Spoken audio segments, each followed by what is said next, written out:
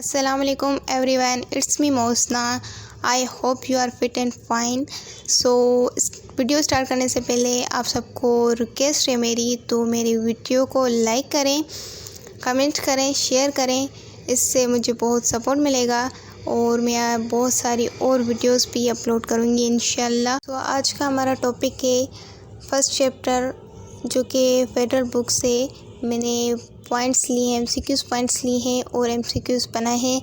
जैसे मैंने आपको कल बताया था, कल की वीडियो में, तो मैं खुद के बनाए हुए एमसीक्यूज़ भी आप लोगों से शेयर करूंगी। तो ये मेरे कल रात के एमसीक्यूज़ हैं जो बैठकर मैंने बनाए थे, तो आपसे भी सोचा शेयर कर लूँ। इसी तरह आप भी बहुत सारे एमसीक्यूज़ बना सकते हैं with the help of books, with the help of lectures, with the help of teachers। सो कल की वीडियो में मैंने बताया था कि एमसीक्यूज़ कैसे बनाए जाते हैं। अगर आपने अभी तक नहीं देखी तो सबसे पहले जाकर मेरी वो वीडियो देखें, हाउ टू मेक एमसीक्यूज़, जो कि मैंने कल ही वीडियो अपलोड की है।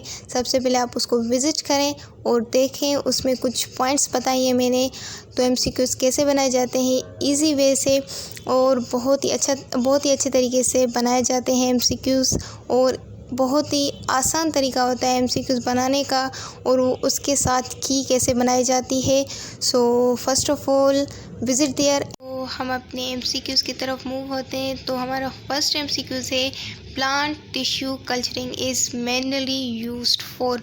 मतलब जो प्लांट कल्चरिंग है, जो प्लांट टिश्यू कल्चरिंग है, वो किस चीज़ के लिए यूज़ होती है। सो फर्स्ट ऑप्शन में है ग्रोइंग प्लांट, सेकंड में है मेकिंग एनर्जेटिक, और सी में है क्लोनिंग, और डी में है कटिंग। मतलब कि प्लांट टिश्यू कल्चरिंग होती है जो वो किस के लिए यूज़ की जाती है।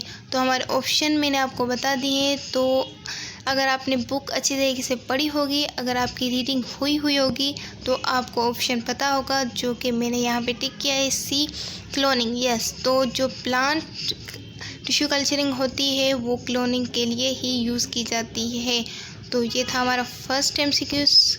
तो अब यहाँ पे सेकंड एमसीक्यूज़ है, in which type of tissue culturing are use to see any abnormality in the cell. मतलब कि वो कौन सी टिश्यू कल्चरिंग है जिसमें हम सेल की एबनॉर्मलिटी देखते हैं। मतलब कौन से ऑर्गेनिज्म की टिश्यू कल्चरिंग होती है। तो यहाँ पे जो ऑप्शन में है, फर्स्ट ऑप्शन में है प्लांट, सेकंड में है बी में है फंजाई, और सी में है एनिमल्स, और डी में है ऑल ऑफ देम। सो आप ऊपर हम अभी थोड़ी देर पहले पढ़कर आए हैं, क्लोनिंग तो प्लांट में होती है, तो इट मीन एबनॉर्मलिटी सेल की। तो ये ऑप्शन करेक्ट नहीं हुआ, तो बी फंजाई भी नहीं होगा, और इसका जो करेक्ट आंसर होगा वो सी होगा। और डी हम नहीं कर सकते क्योंकि बी ए और बी से मैच नहीं हो रहा, तो इसमें हम ऑल ऑफ दिस नहीं कर सकते। तो बुक में 1.1.5 जो कि एस्ट्रोमेटोग्राफी के नाम से एक टॉपिक है, उसमें जाकर आप इसको डिटेल में पढ़ सकते हैं। तो ये एस्ट्रोमेटोग्राफी का एक टाइप है, पार्ट है, फेस है, जिसमें हम पढ़ेंगे। तो ये बोल रहा है, तो आप स्टेशनरी फेस से क्या समझे, ठीक है। तो यहाँ पे है, फर्स्ट ऑप्शन में है carbohydrate filter paper, lipo filter paper, और सी जो है सेल्यूलोज फिल्टर पेपर, और जो डी है नॉर्मल फिल्टर पेपर। तो अगर आप रीड करेंगे तो वहाँ से आपको पता चलेगा सेल्यूलोज फिल्टर पेपर, जो कि इसका करेक्ट आंसर होगा। तो यहाँ जो 4 एमसीक्यूज़ है, by which instrument the observation of different wavelength of light by a particular chemical compound और फोटोसिंथेटिक पिगमेंट आर मेजर्ड। ठीक है, तो यहाँ पे बोल रहा है वो कौन सा इंस्ट्रूमेंट है जो यूज़ होता है वेवलेंथ को एब्जॉर्ब करने में, ठीक है। तो यहाँ पे हमारे ऑप्शन में है स्पेगोमीटर और मोनोमीटर, स्पेक्ट्रोफोटोमीटर, और डी है none of related about it. तो इससे जो मैच है, या इससे इसका जो करेक्ट आंसर है वो है स्पेक्ट्रोफोटोमीटर। यहाँ पर हमारे पास 5 एमसीक्यूज़ है, the resolving power of light microscope. तो यहाँ पर फेडरल के बुक के हिसाब से हमारे पास 2 टाइप होते हैं माइक्रोस्कोप के, एक जो कि होता है लाइट माइक्रोस्कोप, और दूसरा होता है इलेक्ट्रॉन माइक्रोस्कोप। जो कि अगर आप सिंध के हिसाब से पढ़ेंगे तो उसमें आई थिंक 3 टाइप होंगे माइक्रोस्कोप के। तो यहाँ पे मैं फेडरल सॉल्व करवा रही हूँ, तो इसी हिसाब से आपको बताया है मैंने। Microscope, light microscope and electron microscope इसके टाइप होंगे। तो उससे रिलेटेड MCQs है। तो MCQs जो कि है the resolving power of light microscope, मतलब लाइट माइक्रोस्कोप की रिजॉल्विंग पावर क्या है। तो ऑप्शन में है 260, बी में है 270 और सी में है 250 और डी में है 280। तो इसकी जो रिजॉल्विंग पावर है 250 होगी और ऑप्शन तो सी करेक्ट हुआ। इसके मुझे हम 6 MCQs देख लेते हैं जो कि है which one is correct about resolving power of electron microscope. तो ये बोल रहा है कि इलेक्ट्रॉन माइक्रोस्कोप के हिसाब से रिजॉल्विंग पावर कौन सी होगी, मतलब कौन सी करेक्ट स्टेटमेंट है, ऑप्शन है। तो यहाँ पर जो एक बात याद रखिएगा, जो इलेक्ट्रॉन माइक्रोस्कोप की रिजॉल्विंग पावर है वो पॉइंट्स में है, डेसिमल में है, और जो कि लाइट माइक्रोस्कोप की नंबर्स में है। ये याद रखिएगा बात आप लोग। इसमें थोड़ा बंदे कंफ्यूज हो जाते हैं, स्टूडेंट कंफ्यूज हो जाते हैं। तो ये बात थोड़ी जहन नशीन करने की बात है। थोड़ा आप याद रखेंगे तो आपको आपका MCQ सॉल्व हो जाएगा। सो यहाँ पर हमारे पास ऑप्शन है, फर्स्ट ऑप्शन है ए में है 0.6 और बी में है 0.5, सी में है 0.2 और डी में है 0.7। तो इसका जो करेक्ट ऑप्शन होगा बी होगा 0.5। आप फेडरल की बुक अगर रीड करेंगे तो आपको पता चल जाएगा। 7 MCQs देखेंगे। Which kind of microscope carries 20 million x magnification. तो हाँ जी, आप सोच रहे होंगे यहाँ पे मैंने एक्स क्यों लगाया है। तो इसका रीज़न ये है कि जो मैग्नीफिकेशन अगर आप लिखेंगे या देखेंगे कहीं पे भी उसके साथ एक्स होगा, क्योंकि एक्स जो है मैग्नीफिकेशन का सिंबल है। तो एक्स मैग्नीफिकेशन के साथ लगाना ज़रूरी है। तो हम ऑप्शन देख लेते हैं। लाइट माइक्रोस्कोप, बी में है इलेक्ट्रॉन माइक्रोस्कोप और सी में है कॉम्प्लेक्स माइक्रोस्कोप और डी में है सिंगल लेंस माइक्रोस्कोप। तो इसका जो करेक्ट ऑप्शन होगा वो होगा B electron microscope. Number 8, micrometry is term of, मतलब माइक्रोमेट्री किसका टर्म है, किसका पार्ट है, मतलब माइक्रोमेट्री किसके लिए यूज़ किया जाता है। तो ऑप्शन ए में है माइक्रोवेव, ऑप्शन बी में है माइक्रोसॉफ्ट, ऑप्शन सी में है माइक्रोस्कोप और ऑप्शन डी में है माइक्रोमीटर। तो जो कि माइक्रोमेट्री यूज़ किया जाता है माइक्रोस्कोप के लिए, जो कि माइक्रोस्कोप के जो इंस्ट्रूमेंट होते हैं, पार्ट होते हैं, उनको मैयस करने के लिए माइक्रोमेट्री यूज़ किया जाता है। सो माइक्रोमेट्री टर्म हुआ माइक्रोस्कोप का। तो यहाँ पे सी ऑप्शन करेक्ट होगा। MCQ number 9, the cell wall is present in, cell wall किस में प्रेजेंट होता है। ऑप्शन में है प्लांट सेल, ऑप्शन बी में है प्रोकैरियोटिक, ऑप्शन सी में है फंजाई, ऑप्शन डी में है एनिमल सेल और ऑप्शन ई में है ऑल आर करेक्ट एक्सेप्ट जी। मतलब कि बोल रहा है कि जो सेल वॉल है किस में प्रेजेंट होता है, प्लांट सेल में, प्रोकैरियोटिक में, फंजाई में, एनिमल सेल में, और ऑप्शन सी में जो ऑप्शन ई में जो है कि आल सारे करेक्ट हैं डी को छोड़कर। तो हमारा करेक्ट ऑप्शन भी ई होगा, क्योंकि सेल वॉल सिर्फ प्लांट एनिमल सेल में नहीं होता। MCQ नंबर 10 जो कि है plant cell wall made up of, जो प्लांट सेल वॉल होती है वो किससे बनी हुई होती है। तो यहाँ पर ऑप्शन में है ए में सेल्यूलोज, सी में है, बी में काइटिन और सी में है पेप्टिडाइडोग्लाइकन और डी में है नन ऑफ देम। सो ये इसका जो करेक्ट ऑप्शन होगा वो ए होगा। यकीनन आपको पता होगा, क्योंकि हम ये तो फर्स्ट ईयर के लेवल है, मगर हम 9th और मैट्रिक से पढ़ते हुए आ रहे हैं। तो MCQ number 11, what is function of cell wall, cell wall का फंक्शन क्या होता है। सो ए में है वर्क ऑफ सीक्रेशन, बी में है वर्क ऑफ प्रोटेक्शन, सी में है passage of water and dissolve material और डी में है ऑल ऑफ देम। तो यहाँ पर जो करेक्ट ऑप्शन होगा वो सी होगा, passage of water and the dissolve material.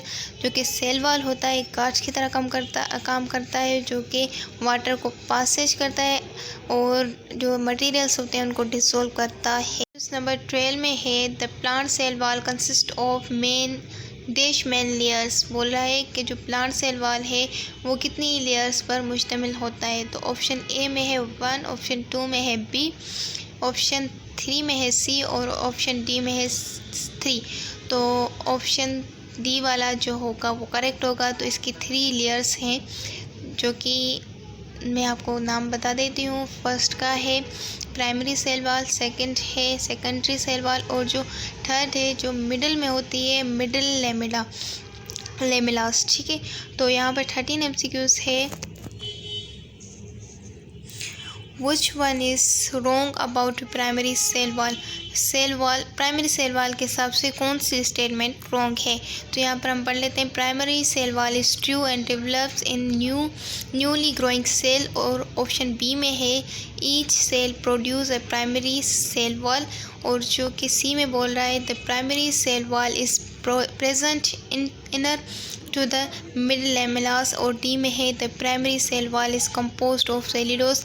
तो यहाँ पे अगर आप ऑप्शन सेलेक्ट करेंगे तो आपको बहुत ही मुश्किल होगी, ऑप्शन सेलेक्ट नहीं हो पाएंगे। इसके लिए उन ऑप्शन को सही करेक्ट मायना में टिक करने के लिए ये मैंने कुछ यहाँ पर ऑप्शन दिए हुए हैं, तो यहाँ इनकी मदद से हम इसको सोल्व करेंगे। तो इसमें बोल रहा है ए, जो बोल रहा है ओनली ए। अगर आप यहाँ पर याद रखिएगा रोंग बोल रहा है, तो ए जो है ए अगर स्टेटमेंट पढ़ रहे हैं तो स्टेटमेंट ही बिल्कुल करेक्ट है। जो बी में बोल रहा है ओनली ए और सी, और ए एंड सी आप पढ़ें वो बिल्कुल करेक्ट है। और जो सी बोल रहा है ओनली डी मतलब रॉन्ग है, नो डी भी रॉन्ग नहीं है, बिल्कुल करेक्ट है। तो यहाँ पर हम लिखेंगे ऑल आर रिलेटेड, मतलब ऑल आर जो भी है सारी ये स्टेटमेंट प्राइमरी सेल वॉल से रिलेटेड हैं, कोई भी रॉन्ग नहीं है। तो इसका जो करेक्ट ऑप्शन होगा वो डी होगा। सो हम अब 14 की MCQs नंबर 14 की तरफ मूव होते हैं, जो कि which layer of cell wall is composed of sticky gel like magnesium and the calcium salt and pectin। बोल रहा है वो कौन सी सेल वॉल की वो कौन सी लेयर है जो sticky jelly like magnesium and calcium से बनी हुई होती है। जहाँ पर ऑप्शन में है सेकेंडरी सेल वॉल, बी में है मिडिल लेमिला, और डी में है सी में है प्राइमरी सेल वॉल, और डी में है ऑल ऑफ देम। तो इसका जो करेक्ट ऑप्शन होगा वो बी होगा, middle lamella. MCQs number 15 what is function of secondary cell wall. Secondary cell wall का फंक्शन क्या होता है? तो ए में है provide definite shape and mechanical support to the cell को जो कि शेप और मैकेनिकल सपोर्ट देता है, और जो सी है provide water to the cell, तो सेल को वाटर देता है, और सी में है provide mineral to the cell, और डी में है provide carbohydrate to the cell. तो इसका जो करेक्ट ऑप्शन होगा वो ए होगा, provide definite shape and the mechanical support to the cell. MCQs number 16 dash percentage of protein present in cell membrane. बोला सेल मेम्ब्रेन में कितनी परसेंटेज प्रोटीन मौजूद होती है? तो यहाँ पर हम देखेंगे ऑप्शन ए में है 70 to 80%, ऑप्शन बी में है 60 to 80%, और ऑप्शन सी में है 80 to 90%, और ऑप्शन डी में है 20 to 40%। तो यहाँ पर जो करेक्ट ऑप्शन होगा वो होगा बी, जो कि है 60 to 80%। और MCQs number 17 cell membrane consist dash 20 to 40%, मतलब बोल रहा है कि सेल मेम्ब्रेन में वो कौन सी चीज़ होती है जो कि 20 to 40% मौजूद होती है। यहाँ पर प्रोटीन है फर्स्ट में, और बी में है लिपिड्स, और सी में है कार्बोहाइड्रेट, और डी में है न्यूक्लिक एसिड। तो यहाँ पर बोला है प्रोटीन तो आप ऊपर अभी पढ़ कर आए हैं, जो कि ऑप्शन बी में 60 to 80%। तो यहाँ पे 20 to 40% प्रोटीन के हिसाब से नहीं हो सकता। तो यहाँ पे जो करेक्ट ऑप्शन है लिपिड है, और सी भी इसका ऑप्शन नहीं हो सकता, क्योंकि जो सी होता है कार्बोहाइड्रेट्स होता है वो बिल्कुल ही स्मॉल रेंज में सेल मेम्ब्रेन में मौजूद होता है, और न्यूक्लिक एसिड की यहाँ पर बात नहीं हो रही। सो यहाँ पर MCQ नंबर 18 है what is main function of lipid in plasma membrane. ये बोल रहा है आपने देखा तो सही लिपिड मौजूद है कितनी परसेंट, 20 to 40%, मगर उसका काम क्या है? तो चलो ऑप्शन में देखते हैं। ए ऑप्शन में है प्रोवाइड प्रोटेक्शन, सी में है कंट्रोल द फ्लूइडिटी, और सी में है प्रोवाइड एनर्जी, और डी में है मेकिंग स्ट्रोंगर।